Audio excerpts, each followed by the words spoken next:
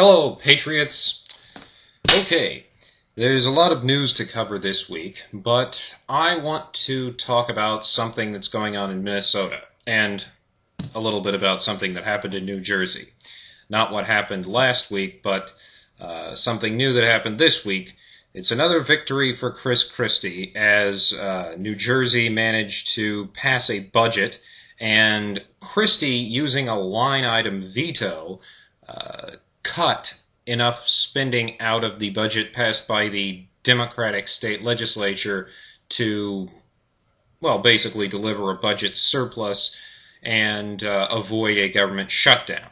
Now, contrast that with what's going on right now in the state of Minnesota, where you have the opposite situation, a Democratic governor and a Republican state legislature.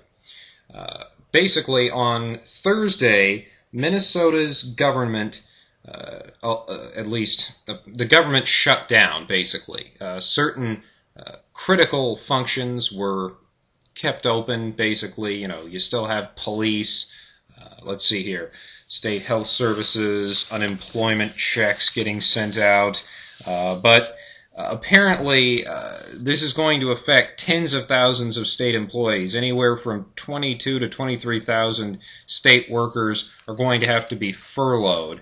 And also, rest stops were immediately padlocked. And, let's see here, state parks had to close. And I bring this up because basically, normally, when there is a government shutdown, either at the state level or the federal level, because of a divided government, both parties bear some responsibility for it. There's plenty of blame to go around. But I've been investigating this situation in Minnesota, and it seems to me that it can fairly be said that 100% of the blame for this government shutdown lies at the feet of Governor Mark Dayton. And here's why I say that.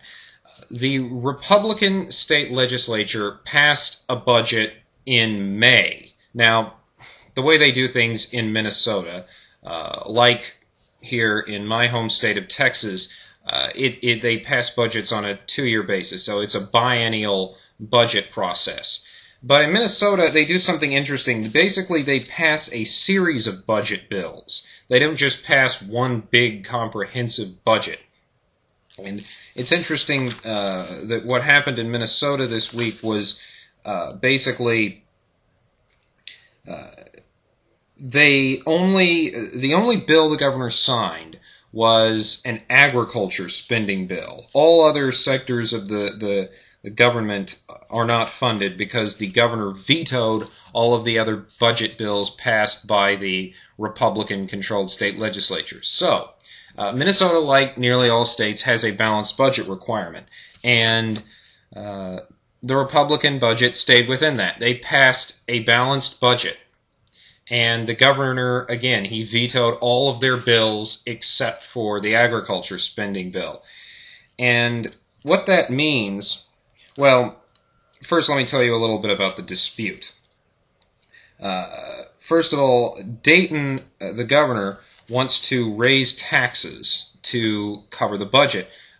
He's willing to agree to some very small spending cuts, but I think his budget calls for $35.4 billion in spending, whereas the Republicans passed a budget that would spend $34 billion without raising taxes. Now, to be fair, they did manage to close the budget gap, at least in part, by eliminating a bunch of costly state tax credits and hundreds of millions of dollars in local government aid slated to be sent to cities. And there's some people in the media are saying, well, you know, that's going to result in property tax increases. It doesn't necessarily mean a property tax increase, but if local governments decide that they don't want to cut spending enough to balance their own budgets, you know, without this additional government aid from the state, and they would rather raise taxes, then that's on them. These are tough times. The state's coffers are obviously not as flush as they are during Republican presidency, or excuse me, during better economic times. But they, it's about making choices. The other reason I say that this is entirely the fault of Governor Dayton is because Republican leaders offered him a solution as a stopgap measure. They approved a 10-day funding extension so that the government wouldn't have to shut down. While negotiations continued, Dayton refused to sign it.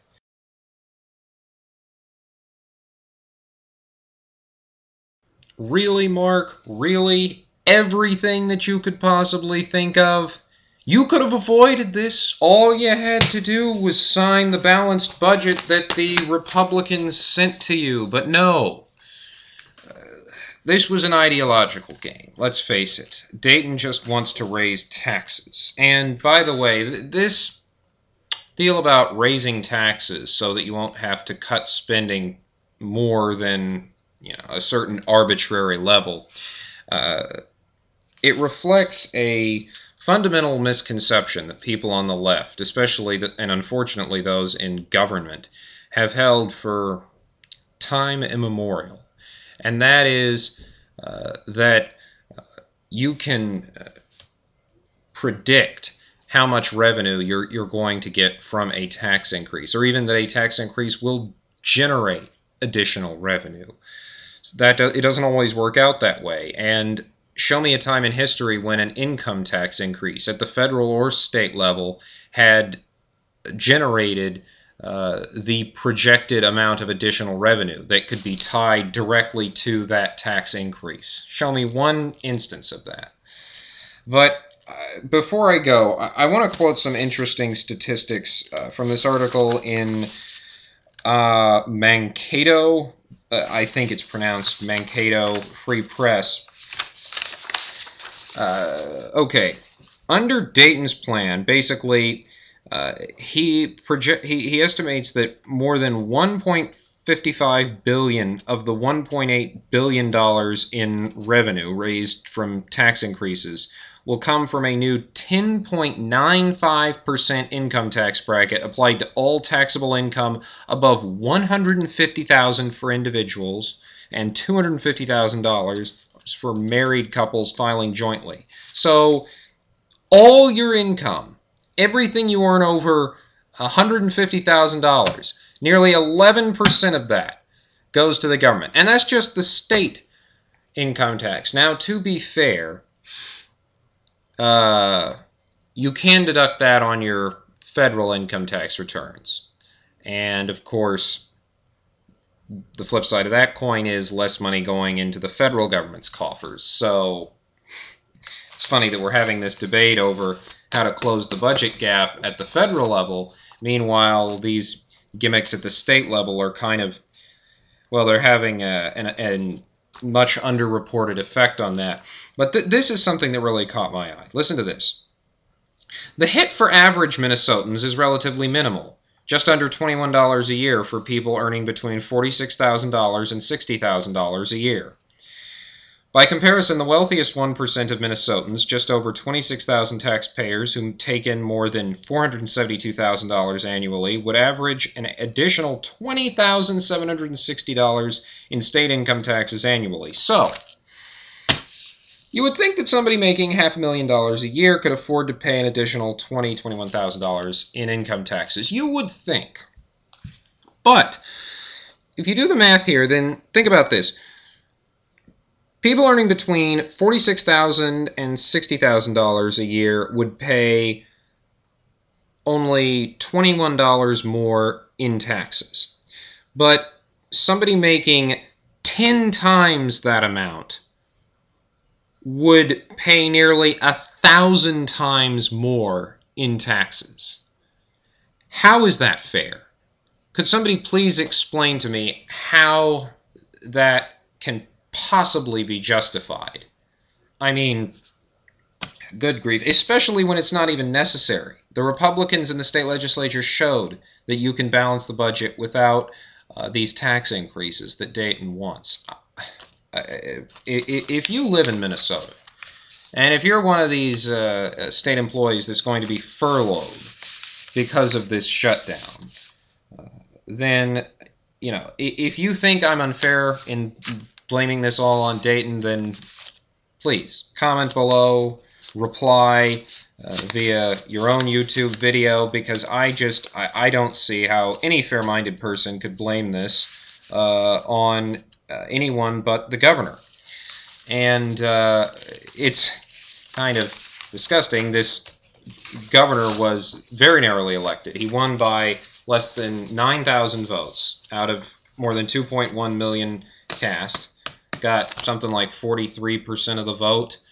So he didn't even get a majority. He didn't even come close to getting a majority. And it's not like Minnesotans didn't have fair warning about how awful this guy was. In 2006, he was rated one of the worst U.S. senators by Time magazine. They called him the blunderer. And anyway, all right, that's all I got for today. And I guess check out my website. I had some pretty good columns there this week about the Jon Stewart Fox News tit for tat, and also one on Thursday that I'm especially proud of about Mark Halperin speaking his mind and then apologizing for it and getting suspended. But check that one out. Here's the URL for that particular story. Until next time, don't mess with the right-wing genius.